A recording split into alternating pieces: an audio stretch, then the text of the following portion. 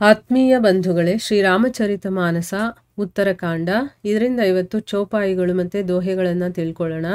ರಹಾ ಏಕ ದಿನ ಅವಧಿ ಕರ್ ಅತಿ ಆರತ್ ಪುರಲೋಗ ಜಹ ತಹ ಸೋಚಹಿ ನಾರಿ ನರ ಕೃಸ ತನ ರಾಮ ಬಿಯೋಗ ಸಗುನ हो ही सुंदर सकल मन प्रसन्न सब केर प्रभु आगवन जनाव जनु नगर रम्य चहु फेर कौसल्यादि मातु सब मन आनंद अस होई आयवु प्रभु श्री अनुज जुत कहन चहत अब कोई भरत नयन भुज दक्षिण फरकत बार ही बार जानी सगुन मन हर्षि अति लागे करन विचार रहेवु एक दिन अवधि अधारा समुझत मन दुख भयवु अपारा कारण कवन नाथ नहीं आयवु जानी कुटल किधो मोहि बिसरायवु अहह धन्य लक्ष्मण बड़भागी राम पदार बिंदु अनुरागी कपटी कुटिल मोहि प्रभु चीन्हा ताते नाथ संग नहीं लीन्हा जो करनी समुझई प्रभु मोरी नहीं निस्तार कलप सतकोरी जन अवगुण प्रभु मान न कावूं दीन बंधु अति मृदुल सुभावूं मोरे जिय भरोस दृढ़ सोई मिली हही राम सगुन शुभ होई बीते अवधि रहही जो प्राणा अधम कवन जग मोहि ಸಮಾನ. ಇವು ಚೌಪಾಯಿಗಳು ಮತ್ತು ದೋಹೆಗಳು. ಈಗ ಇದರ ಅರ್ಥವನ್ನು ತಿಳ್ಕೊಳ್ಳೋದಕ್ಕೆ ಪ್ರಯತ್ನ ಮಾಡೋಣ. ಹೋದ ಭಾಗದಲ್ಲಿ ತುಳಸಿದಾಸರು ಆ ಭಗವಂತ ಶ್ರೀರಾಮನನ್ನು ಮತ್ತು ಶಿವನನ್ನು ಪ್ರಾರ್ಥನೆ ಮಾಡಿಕೊಂಡ್ರು.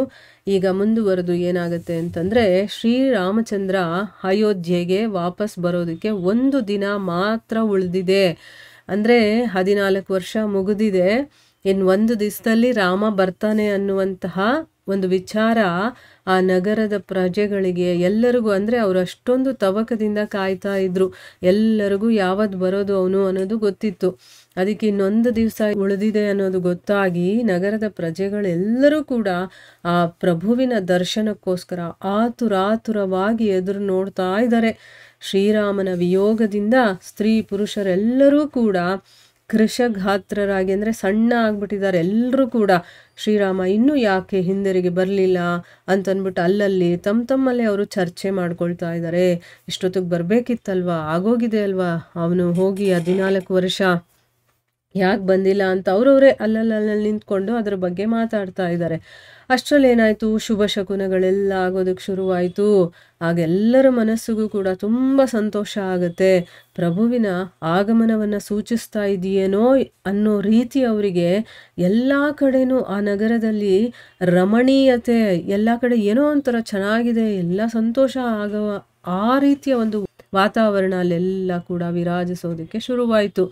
ಶ್ರೀರಾಮಚಂದ್ರ ಪ್ರಭು ಸೀತಾ ಲಕ್ಷ್ಮಣ ಸಹಿತನಾಗಿ ಬರ್ತಾ ಇದ್ದಾನೆ ಅಂತ ಹೀಗೆ ಯಾರೋ ತಿಳಿಸ್ತಾ ಇದ್ದಾನೆ ಅಂತಂದ್ಬಿಟ್ಟು ಕೌಸಲ್ಯೆ, ಇನ್ನೂ ಬೇಕಾದಷ್ಟು ಜನ ರಾಜಮಾತೆಯರಿದಾರಲ್ಲ, ಅವರೆಲ್ಲರೂ ಕೂಡ ಆನಂದೋಲ್ಲಾಸವನ್ನು ಹೊಂದುತ್ತಾರೆ.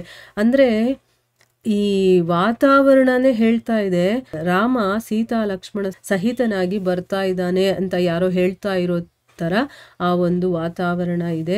ಅದರಿಂದ ಎಲ್ಲರಿಗೂ ಕೂಡ ತುಂಬ ಸಂತೋಷ ಆಗ್ತಾ ಇದೆ. ಭರತನಿಗೆ ಬಲಭುಜ ಮತ್ತು ಬಲಕಣ್ಣು ಪದೇ ಪದೇ ಅದರ್ತಾ ಇದೆ. ಅದು ಶುಭ ಶಕುನ ಅಂತ ಅಂದ್ಕೊಂಡವನು ಮನಸ್ಸಲ್ಲಿ ತುಂಬ ಸಂತೋಷ ಪಟ್ಕೊಳ್ತಾನೆ. ಆದರೆ ತಕ್ಷಣ ಅವನು ಈ ರೀತಿ ಯೋಚನೆ ಮಾಡೋದಕ್ಕೆ ಶುರು ಮಾಡ್ತಾನೆ. ಅಂದರೆ ಅವನಿಗೆ ಶುಭ ಶಕುನ ಆಗ್ತಾ ಇದೆ, ಬಲಗಡೆ ಕಣ್ಣು ಮತ್ತು ಭುಜಗಳೆಲ್ಲ ಅದರ್ತಾ ಇದೆ ಅಂತಂದರೆ ಅದು ಶಕುನ. ಸಂತೋಷ ಆದರೂ ಕೂಡ ನೆಕ್ಸ್ಟ್ ಮೂಮೆಂಟೇ ಅವನು ಯೋಚನೆ ಮಾಡೋದಕ್ಕೆ ಶುರು ಮಾಡ್ತಾನೆ. ಏನು ಯೋಚನೆ ಮಾಡ್ತಾನೆ, ನನ್ನ ಪ್ರಾಣಾಧಾರವಾದಂತಹ ಅವಧಿ ಒಂದು ದಿನ ಮಾತ್ರ ಉಳಿದಿದೆ. ಅಂದರೆ ನನ್ನ ಜೀವನಕ್ಕೆ ಆಧಾರ ಏನು, ರಾಮ ಬರ್ತಾನೆ ಅನ್ನುವಂಥದ್ದು. ಅದು 14 ವರ್ಷ ಅಂತ, ಅದಕ್ಕೆ ಇನ್ನೊಂದು ದಿವಸ ಮಾತ್ರ ಉಳಿದಿದೆ ಅಂತ ಆಲೋಚನೆ ಮಾಡ್ತಾ ಮಾಡ್ತಾ ಭರತನ ಮನಸ್ಸಿಗೆ ತುಂಬ ದುಃಖ ಆಗುತ್ತೆ.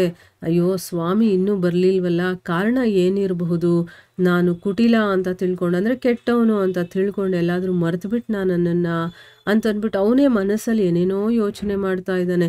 ಇಲ್ಲ ಅಂದರೆ ಇಷ್ಟೊತ್ತಿಗೆ ಬಂದುಬಿಡ್ಬೇಕಿತ್ತಲ್ಲ, ನಾನೆಲ್ಲೋ ಕೆಟ್ಟವನು ಅಂತಂದ್ಬಿಟ್ಟು ನನ್ನನ್ನು ಭೇಟಿ ಮಾಡೋದಕ್ಕೆ ಅವ್ನು ಬರ್ತಾ ಇಲ್ಲ ಅನಿಸುತ್ತೆ ಶ್ರೀರಾಮನ ಚರಣಕಮಲಗಳ ಅನುರಾಗಿಯಾದಂತಹ ಲಕ್ಷ್ಮಣ ಇದ್ದಾನಲ್ಲ, ಅವನು ನಿಜಕ್ಕೂ ಧನ್ಯ. ಆಹಾ, ಎಂಥ ಭಾಗ್ಯಶಾಲಿಯಪ್ಪ ಅವನು. ಅದಕ್ಕೋಸ್ಕರನೇ ಅವನು ರಾಮನಿಂದ ಅವನು ದೂರ ಆಗಲಿಲ್ಲ. ನಾನು ಕಪಟಿ ಕುಟಿಲ ಅಂತ ಅಂದ್ಕೊಂಡು ಪ್ರಭು ನನ್ನನ್ನು ಜೊತೇಲಿ ಇಟ್ಕೊಳ್ಳಿಲ್ಲ, ಕರ್ಕೊಂಡೂ ಹೋಗಲಿಲ್ಲ. ನಿಜ ನಿಜ, ಪ್ರಭು ನನ್ನ ಕೃತ್ಯಗಳನ್ನು ಗಣನೆಗೆ ತಗೊಂಡ್ರೆ ಶತಕೋಟಿ ಕಲ್ಪದವರೆಗೂ ಕೂಡ ನನಗೆ ನಿಷ್ಕೃತಿ ಅನ್ನೋದು ಸಿಗೋದಿಲ್ಲ. ಅಂದರೆ ನಾನು ಮಾಡಿರುವಂಥ ಕೃತ್ಯಗಳು, ಕೆಲಸಗಳು ಹಾಗಿದೆ. ನಾನು ಮಾಡಿರುವಂಥ ಕೆಲಸಗಳನ್ನೆಲ್ಲ ಅವನು ಲೆಕ್ಕ ಹಾಕ್ಕೊಂಡ ಅಂತಂದರೆ ಶತಕೋಟಿ ಕಲ್ಪದ ತನಕ ನನ್ನನ್ನು ಅವನು ಕ್ಷಮಿಸೋದಿಲ್ಲ, ನನಗೆ ಈ ರೀತಿಯ ಒಂದು ಭಾಗ್ಯವನ್ನು ಕೊಡೋದಿಲ್ಲ. ಆದರೆ ಪ್ರಭು ತನ್ನ ಸೇವಕರ ದೋಷಗಳನ್ನು ಯಾವತ್ತೂ ಪರಿಗಣಿಸೋದಿಲ್ಲ. ಅವನು ದೀನ ಬಂಧು, ಅವನ ಸ್ವಭಾವ ತುಂಬ ಕೋಮಲವಾಗಿರುವಂಥದ್ದು. ಶ್ರೀರಾಮಚಂದ್ರ ಪ್ರಭು ತಪ್ಪದೇ ಬರ್ತಾನೆ ಅಂತ ನನ್ನ ಮನಸ್ಸಲ್ಲಿ ದೃಢವಾದಂಥ ಒಂದು ವಿಶ್ವಾಸ ಇದೆ. ಯಾಕೆ ಅಂತಂದರೆ ನನಗೆಲ್ಲ ಶುಭ ಶಕುನಗಳೇ ಆಗ್ತಾ ಇದೆ. ಆದರೆ ಗಡುವು ತೀರಿದ ಮೇಲೂ ಕೂಡ ನಾನೇನಾದರೂ ಬದುಕಿ ಉಳಿದ್ರೆ ಈ ಜಗತ್ತಲ್ಲಿ ನನಗಿಂತ ನೀಚರು ಬೇರೆ ಯಾರೂ ಇರೋದಕ್ಕೆ ಸಾಧ್ಯ ಇಲ್ಲ. ನೋಡಿ, ಅಲ್ಲಿ ರಾಮ ಯೋಚನೆ ಮಾಡಿದ್ದು ಕರೆಕ್ಟಾಗಿದೆ.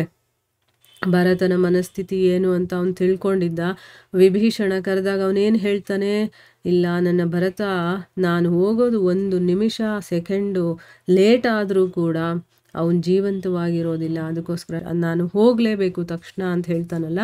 ಯಾಕೆ ಅಂತಂದರೆ ಭರತ ಅವನು 14 ವರ್ಷ ಬಿಟ್ಟು ಬರ್ತೀನಿ ಅಂತ ಹೇಳಿರ್ತಾನಲ್ಲ, ಆ ಒಂದು ಮಾತಿಗೋಸ್ಕರ ಅವನು ಕಾಯ್ಕೊಂಡು ತನ್ನ ಜೀವವನ್ನು ಹಿಡ್ಕೊಂಡು ಇದ್ದಾನೆ.